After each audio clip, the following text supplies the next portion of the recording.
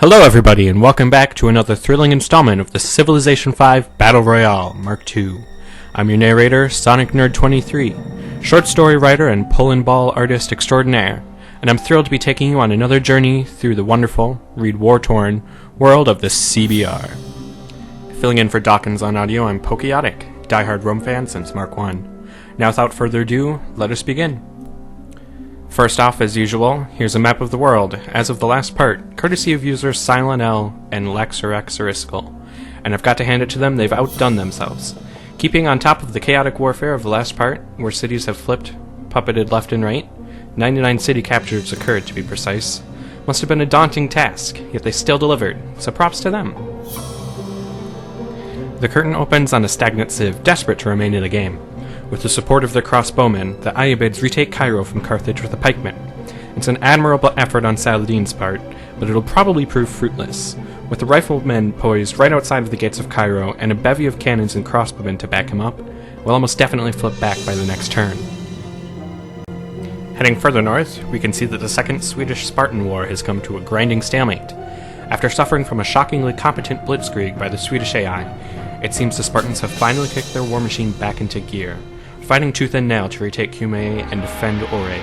As a fan of Sparta since their conquest of Rome, it pains me to see how far they've fallen, but I have hope that the worst is behind them in this war. Audio narrator side note, long live the last legion. As it turns out, the Buccaneers weren't as altruistic as we thought. Their peacekeeping force around Cologne has moved on, opening the way for Iceland to take it themselves, and let's be real here, they're going to take it. Both of the Nauts previously defending the city now fly Icelandic colors, and the riflemen are either garrisoned in the city and waiting for the end, or on a suicide mission to London. Seriously, how did they get over there? While we're focusing on the English Channel, I'd also like to make note of France's lack of any real naval defense. They still have galleasses at a time where most navies have upgraded into frigates or even battleships. York and Orleans especially look like juicy targets, and Paris isn't that far away. If Iceland were to declare war on France now, they could win big. Meanwhile in North America, the White Walkers march onward. Charlottetown flips back to the Inuit, while Quebec City looks ripe for the taking. However, the Canadians remain resolute in their defense, sending a sizable force of riflemen to take back Charlottetown. I've got to hand it to Canada. Despite combating technologically superior White Walker army, which is now boasting helicopters, they've managed to put up a competent defense and keep their core cities safe. Unfortunately, it doesn't look like the same can be said of the Texans. Their forces sent to retake Yanktown have been wiped out, and Baltimore and Corpus Christi are looking quite vulnerable right now. The Great Oceanian War continues to heat up, as in spite of their naval victories, the Kimberley are being swamped by diggers. A sizable Australian carpet has laid siege to the major Kimberley city of Kalumburu, with only minor resistance in their way in the form of 2 Kimberley Great War infantry and a few artillery units. The Australians are sure to take it, though they will probably flip a few times afterward thanks to the massive Kimberley navy that is gathered near the city. As expected, Carthage retakes Cairo, and with their nearest melee unit being 3 tiles away, it seems unlikely that the Ayyubids are going to be able to flip it again. To make matters worse, the Carthaginian army continues to press forward, threatening the city of Aswan. Hey guys, remember when South America was known at a BR for being irrelevant? Brazil and Chile do, and oh boy are they working hard to eliminate that stereotype. Argentina, which just a few parts ago was competently fighting the Inca, have been absolutely steamrolled. The Brazilians now march on Vita's final city. Hope your FKs are primed, folks. The Argentinians don't look to be around for much longer. Meanwhile, the Chilean backdoor squad continues to assault Incan coastal cities, though they've been kicked out of Vitkos, and they look in dire need of reinforcements. As the Chileans retake Vitkos once again, we turn our attention to the frozen steppes of the CBR Khanate, which, in the turns following their decisive war against the Soviet Union, has rebuilt and modernized its intimidating army, producing landships en masse. What's interesting about this slide, though, is that a Mongol army appears to be passing through. Where they're going with such an outdated army is a mystery to anyone. It would be hard for them to march on Lhasa without artillery, and they'd get curb-stomped by any other power in the immediate region. In the western half of the CBR Khanate, we see exactly how wide the technological disparity is between Kuchum Khan and his neighbors. The only civ that looks to stand a chance against the invading CBR army is Afghanistan, and even then, they would probably take massive casualties, which would ripen them up for an assault by other civs like Vietnam or even Sri Lanka. As Texan forces prepare for another assault on Yankton, the Canadians wrest back control of Regina and Charlottetown. Furthermore, Victoria stands at 0 HP, waiting for a Canadian ship to come and take it back. Kudos to the Canadian Air Force for doing such a bang-up job of stemming the tide of the White Walkers. Do they have a nickname yet? I feel like they should. How about the Maple Leaf Marauders? The Hockey Hellbombers? The Air Force? God, that's terrible. Also, off-screen, Ethiopia enters the modern era. Unfortunately, they're still 2 eras behind their nemesis, the Boers. Spirit of Adwa or not, any Ethiopian Boer war is going to end up with, at best, a heavily crippled Ethiopia. The Brazilians make peace with the fellow Green Civ, and T-Pain uses this as an opportunity to give us a glimpse of Brazil in all its glory. Although their army looks intimidating, having recently acquired artillery and machine guns, it's for the most part concentrated in the east, where they're fighting their war with Argentina. Also, there is a notable lack of naval forces protecting any of the coastal cities in this screenshot. If a civ like Chile or the Buccaneers were to declare war on Brazil, they could do a lot of damage. Back on the Australian continent, Bidyadanga flips once more, placing the Red Fort once more in the hands of the Australians.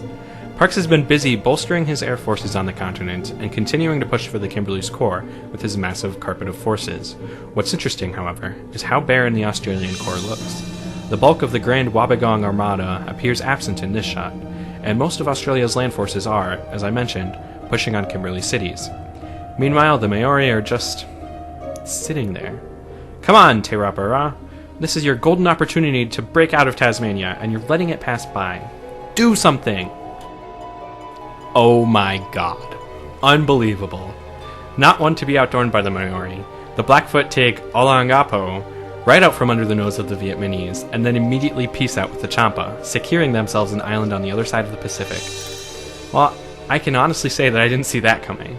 Now the question is, will the Blackfoot use this city as a forward operating base for future conflict, as the Maori have done with the Uxmal, or will they just let it be a sitting duck? And suddenly, war erupts across the Arabian Peninsula, as Parakramabahu, joined by Kekkonen, decides he wants to bring the people of Najran into his empire. This will be an interesting war to watch, as while the land border between Sri Lanka and Saudi Arabia is not that sizable, both nations have decent-sized navies that can duke it out in the Gulf of Aden. Looking at Ethiopia's lands, it would appear that the age of the Mayal Safaris is at an end, as evidenced by the appearance of Great War infantry. It's a shame that they never really got to prove their worth in this game by facing an invading civ, but, save for Arabia, there was never really a neighboring civ that could provide them with a fair challenge. There's no way the Ayyubids could or would want to mount an invasion of Ethiopia, and the Boers would probably have wiped the floor with the Mayal Safaris combat bonus, while close to the capital or no. Sentry's note, I couldn't find any narration for this slide. I do think the previous slide brings everything up though, so that's fine. The Great Oceanian War rages on as the Kimberley stubbornly flip back a number of cities. While the Kimberley still has a good number of land forces to combat the Australian horde, they are rapidly dwindling. The massive Kimberley army that popped up out of nowhere in the westward is a ghost of its former self. Only a few GWI near Sunshine Coast are what remain of it. Do the Kimberley have the production to keep up their defenses? As Carthaginian riflemen move to defend Cairo from Ayyubid relief forces, they continue to push on Aswan. Unfortunately for the Ayyubids, the only way they can send reinforcements from Zabid and Baalbek is through narrow one-tiled gaps, and with Carthage's wall of crossbowmen to the north of Aswan, this looks like a difficult, if not impossible, endeavor indeed. Meanwhile, the Boers continue to... Whoa! The Boers have modern armor. Not just your standard old run-of-the-mill tanks, but modern armor. As if it weren't clear already, the Boers have become the undisputed masters of land warfare due to their ridiculous tech advantage. Any war they declare against their neighbors is sure to be over in a few turns. But wait, there's more! As if it weren't obvious enough from the return to 4000 BC, this screenshot of an altered information era tech tree confirms that T-Pang recently reloaded the game with the Future Worlds mod added in. Right now we can confirm that the Boers have modern armor, which means that they have advanced ballistics and can thus, due to Future World alterations, build nuclear missiles as well. With their foot in the proverbial door, it won't be long now until the Boers start unlocking these new technologies and, with them, the new military units. Then their neighbors will be really screwed. But wait, there's even more! Speaking of new units, as we can see here, the Boers are almost at the end of the armored unit's upgrade branch. The next step in their progression is the Railgun Armor, a unit that has a whopping 120 combat strength. What's scariest about these guys is the fact that they only require aluminium, something that Boers are currently in no short supply of, as seen through their already decent number of rocket artillery.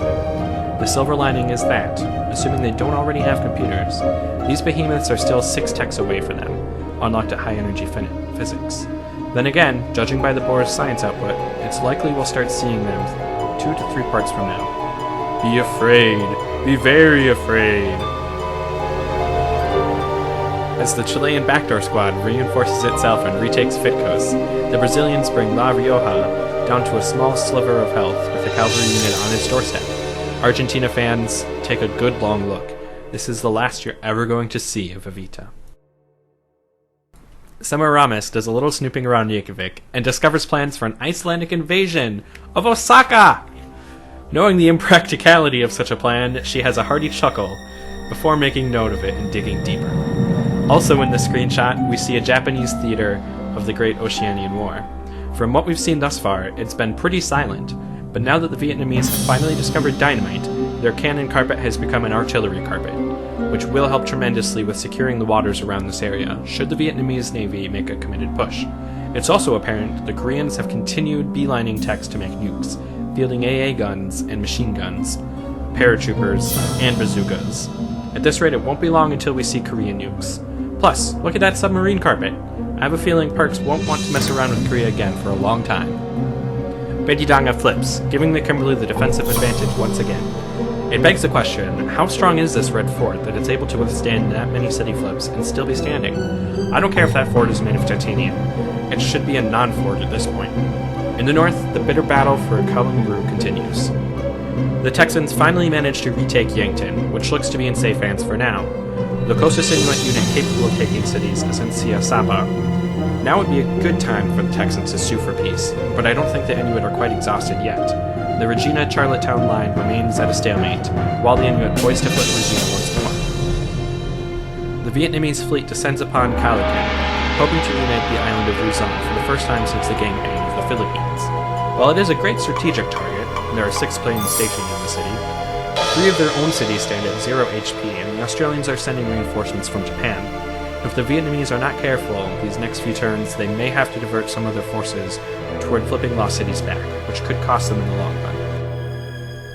Meanwhile, Ishtar discovers that the Inuit, not satisfied with their new lands in North America, are looking to send their troops on a permanent tropical vacation to Burma. Of course, the relevance of such a discovery is diminished by the several other borders in between the two civs. The Kimberley's Antarctic colony is once again secure. Jandamara recalls the naval forces stationed there back to the mainland for obvious reasons.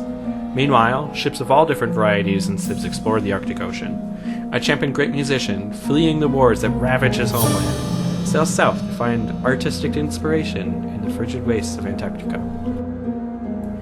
The Ayyubids, stubborn to the end, once again retake Cairo with another pikeman. It's just starting to get a little insane. Credit where credit's due, they're making the most of what they've got, but soon they won't have much left. The White Walkers make another forceful push, retaking Yankton and damaging Corpus Christi on the Texan front, and breaking through the Regina-Charlottetown line to take Quebec City again. While the Canadians and Texans are far from broken, the Inuit appear to be committing more to their war effort. Now it's all a matter of whether or not the Canadians and Texans can handle the extra pressure. The ravaged Arctic hellhole of Kyauksa remains in Canadian hands, despite sitting at 0 HP. I'll admit, for as awful as it is as a city, it's pretty defensible. The only point of access for melee units is the 2 land tiles to its side, and the 1 water tile in front of it, assuming you're attacking with the marked units. The southern approach by land is in front of a 1 tile pass, flanked by a citadel, and to top it all off, it's built on a hill. To make matters worse for the Inuit, the Canadians have 2 artillery units stationed outside the city. The White Walkers are going to be hard-pressed to send in a unit actually capable of taking a city. Not the helicopters! And thus, we say goodbye to Eva Perón's Argentina. Argentina was hugely hampered at the beginning of the game by their being trapped between Chile in the south and Brazilians and Inca to the north. From there, they did a decidedly average job until Chile declared war on them and took away Buenos Aires. Things were thought to be looking up for them when they, with Brazilians' aid, pushed on the Inca, but this unfortunately turned out to be bait, as the Brazilians brutally and efficiently backstabbed them not even a few turns later. Evita will pass on, but don't cry for her, Argentina fans. You know she'll never leave you. The great artist and musician left behind will make sure her memory carries on. F. The Australians mount a massive offensive against their foes, taking no less than 5 cities combined from Vietnam and the Kimberley. Undoubtedly, many of these cities, the Kimberley ones especially, will flip back, but the Australian digger carpet still looks mighty intimidating, whilst the Kimberley forces continue to be ground down.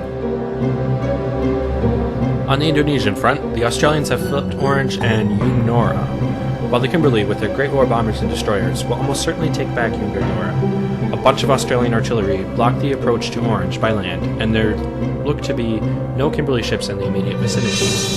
Geelong also looks dangerously close to falling back to the Australians, with the only thing standing between it and an approaching land force being a lone GWI. Meanwhile, the East China Sea, or rather the East Vietnam Sea, is firmly in the hands of the Vietnamese Navy. Hoi An has recovered all of its health, and the Vietnamese are now pushing to retake the cities lost during the recent Australian offensive.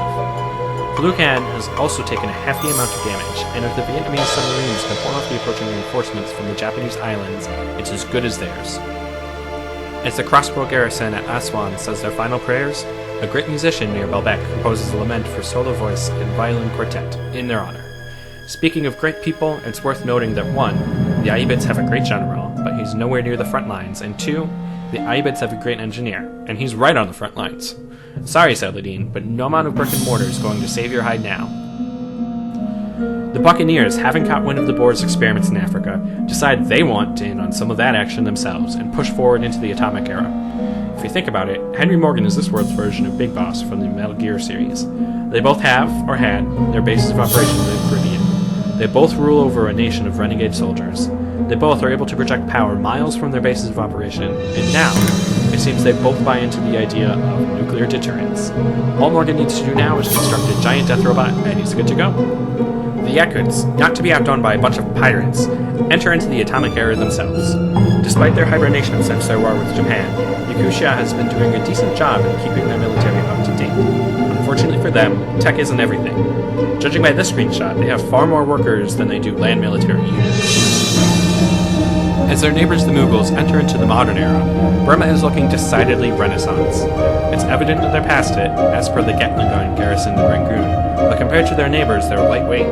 If Vietnam, Sri Lanka, Afghanistan, or even the Mughals were to invade right now, it's certain that Burma couldn't come out on top. Their best bet right now is to DOW the Champa and snipe some cities before Vietnam gobbles them all up. Fresh off the acquisition of their first overseas territory, the Blackfoot declare war on the Inca, hoping to create an empire in which the sun never sets.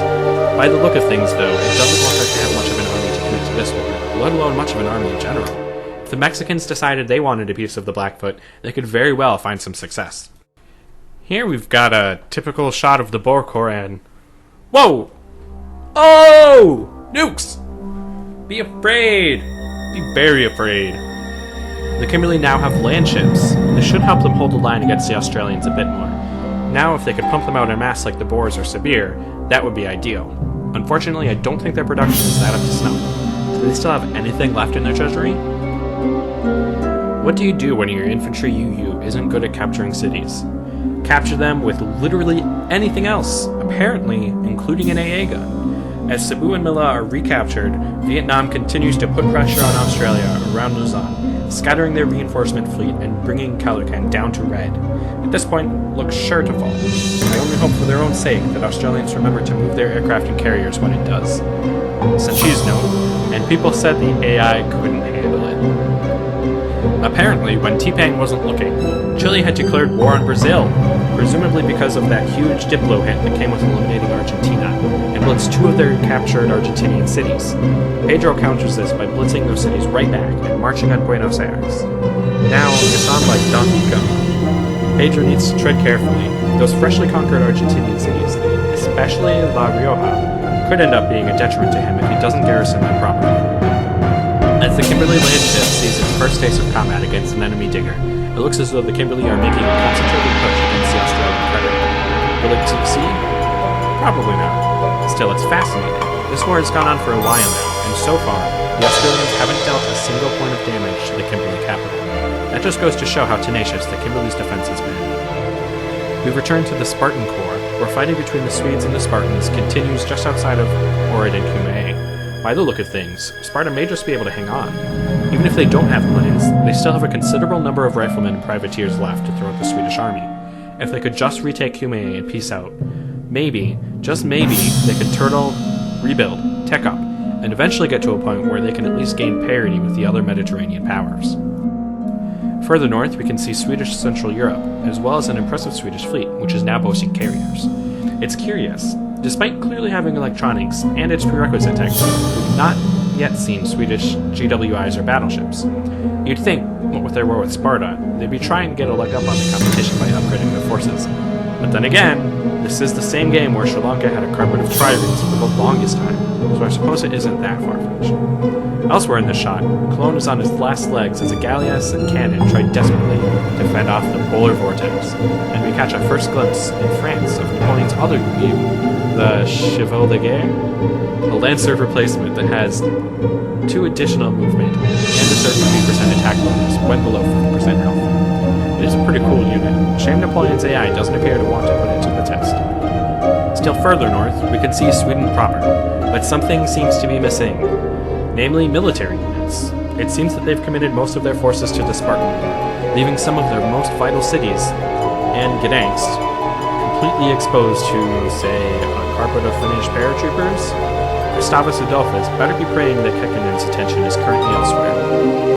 The Mughals, inspired by the stories they've heard of America's valiant last stand, decide to take up the freedom ideology in their honor. Ultimately, this isn't going to be doing them any favors. They're flanked by both an order civ and an autocracy civ, both of which are technologically superior to them. Do I sense a Poland 1939 scenario happening in the near future? Oh snap, here we go! Henry Morgan pulls another one of his dual DOWs, this time taking on both Brazil and the Inca, and allying with Chile in a war that has the potential to become as bloody as the Great Oceanian War. That same turn, he takes Huamanga down to half health and sends a bunch of Corsairs to meet the Brazilian fleet in battle. If you ask me though, Henry should make it a priority of his to upgrade his Corsairs ASAP. Sail ship carpets only go so far. Just ask Australia. Also, he should probably get some actual melee units up to his holdings in South America. They look seriously barren. Meanwhile, the Brazilian fleet brings Iquique down to 0 HP. With a bunch of naval melee units surrounding the island, it's sure to... Whoa. Hold the phone. Is that now? This is like the third civ, other than Portugal itself, to have one of those things in their own fleet. I suppose that's what happens when the AIs get privateer happy. Naval UUs aren't necessarily UUs anymore. Vietnam makes some headway in both of their wars, seizing Calocan and Cathara. Both cities are likely to flip a few more times, but it's likely the Trunk sisters have the forces to keep flipping them. It's honestly surprising how quickly the Vietnamese were able to turn around their war with the Australians, with just a few submarines. Still, it remains to be seen whether or not they will be significant from this war. Sure, Calican was a decently sized city, but meanwhile the Australians are taking huge chunks of the Kimberley. The Ashanti pikeman sails through a lake in the midst of Boer territory, taking in the many technological marvels that dot the lands. A Boer lancer, overlooking the lake, recalls a simpler time, when he too was once without a horse.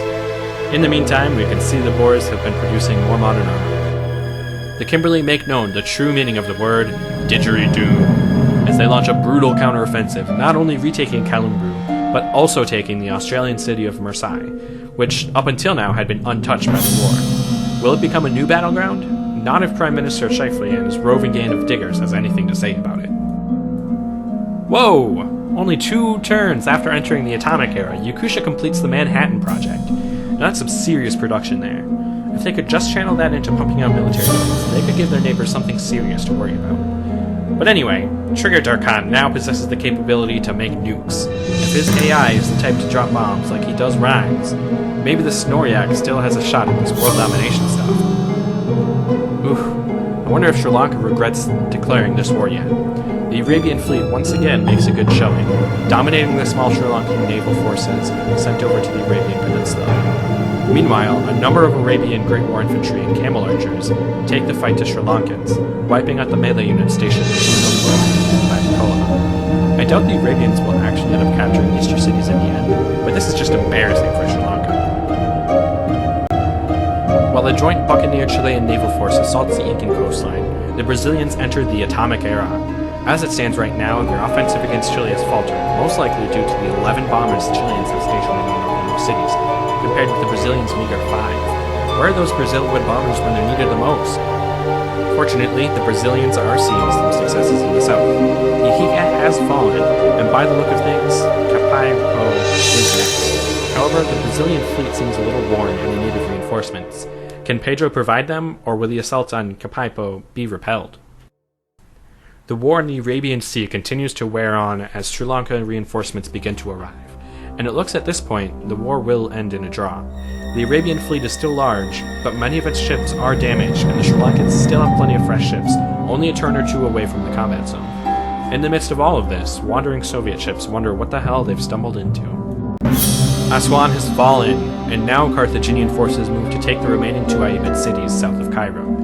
Baalbek looks sure to fall at the massive riflemen and cannons approaching it, but it appears Hannibal got lazy when plotting out the invasion of Zabid and sent a meager force of 2 crossbowmen to do the dirty work.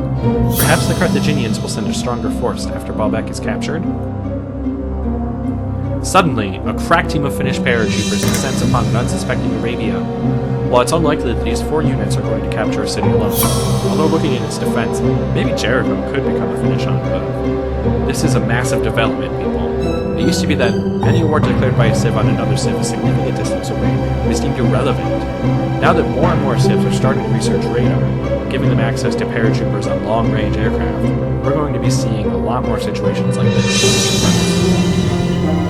Kuchum Khan continues to build up his military, but compared to the Finnish military just across the border, the Siberian military is like so modern era. Sure, Kuchum's forces are packed with several GWIs, land ships, and AA guns, but Kekkonen's forces have rocket artillery and mobile seas, meaning that Finland isn't that far away from internal information. Sibir had better step up its game if it wants to have parity with Finland in future conflicts. The defensive line at Yankton has crumbled, and now the White Walkers are bursting forth with the intensity of a blizzard, reaching as far south as Pueblo. Corpus Christi and Sisselton both look likely to fall, and with yet more Texan GWIs around the corner, they're sure to become new Yanktons. Texas certainly isn't going to come out of this war the North American powerhouse it was a few parts ago. Its goal now is to minimize any damage done to them. The Buccaneers once again prove their naval might by taking another Incan coastal city and bringing the rest down to yellows and reds. To make matters worse for the Inca, it looks as though their forces are starting to vanish, and this is without the Buccaneers sending in their infantry and siege units. If Bernardo doesn't act fast, Chile is not going to see anything from this war. Canada, what are you doing? The Regina Charlottetown line is the other way, and the Inuit almost have Quebec City. Oh dear. People, I think the Canadian defense is starting to falter too. If Quebec City falls and the Canadians aren't able to send a force to retake it in time, then Canada's capital is going to be in serious danger moving forward. The Marseille gambit has failed, and now the Australian digger Carpet continues to push forward. Although the Kimberley currently have the Red Fort in their possession, their forces are looking a little thin, especially their naval forces. They seriously have naval dominance in the waters above Calabar, but a portion of the Grand Bobignon Armada seems to have assumed control. In either case, things aren't looking too good for the Kimberley. Poor Hakan can't catch a break. First he loses all of the cities to Sweden except 2, one of which might as well be a polar bear colony. Then he gets citadeled by Sweden and can't do anything about it. And now, according to H&M, it seems like even rulers from across the sea want to kick the guy while he's down, as the Brazilians are caught plotting against him. Is this what he gets for being the ruler of Norway? It's kind of cruel. We criticize AIs like Indonesia, Norway, or even Kusha for being lazy when they sleep. And we don't even stop to consider that maybe they don't want to fight. Maybe they don't want to cause Austin-scale bloodbaths. Maybe they just want to live their little lives inside their little virtual world and create the greatest arts, mount a successful space voyage, and bring the world together through diplomacy. Okay, chill, Sonic Nerd. You're trying to humanize a freaking computer.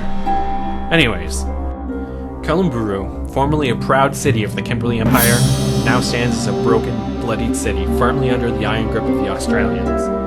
Now it is Ruby's turn. For the entire war, it has managed to avoid taking any damage, but no longer. If I could make any case for the Kimberley, they might still be able to scrounge together a competent defense. There are 2 artillery units positioned port next to Ruby, as well as 6 planes and a battleship stationed in the city. Combine all these with the defensive strength that the city has from the Red Fort, and it's evident the Australians are going to have a particularly bad time trying to crack this notch. Or they could shell it to oblivion from the ocean with the frigates and from battleship and take it anyways. Unfortunately, we've reached the end of the action this time. But hey, why not stick around for some sweet info-addict data? Even a little intrigue. According to Semiramis, Ingolfur Arnarson of Iceland is continuing to be a dick to dead and mostly dead cities, plotting to hunt down the last Roman units. Good luck with that, buddy. The Boers once again lead in population, and top 10 mostly remains the same as it was the last part. The notable exception is Hawaii continuing to rise in population, becoming the 9th most populated civ of Vietnam. The Australians, perhaps unsurprisingly, lead in land area. I'm honestly more surprised that the Kimberley still remain in the top 10, even after the loss of big cities like Junjua and Kowloon. Those Indonesian territories must have added quite a bit to their empire, huh? On the opposite end of the list, China ranks dead last. Even Portugal has more land, and they're confined to Sardinia and Corsica. China's basically become the new Byzantium, just sort of sitting there in the irrelevancy, waiting for someone to finally put them out of their misery.